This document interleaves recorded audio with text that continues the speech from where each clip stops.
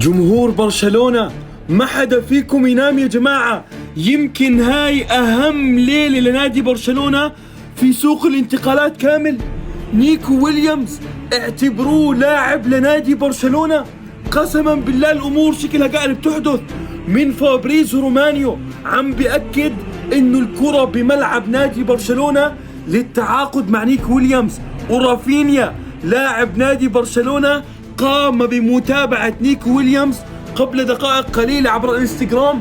عمل له متابعة. يعني ايش؟ يعني نيكو ويليامز خلال الساعات القادمة راح يكون لاعبا لنادي برشلونة بشكل رسمي.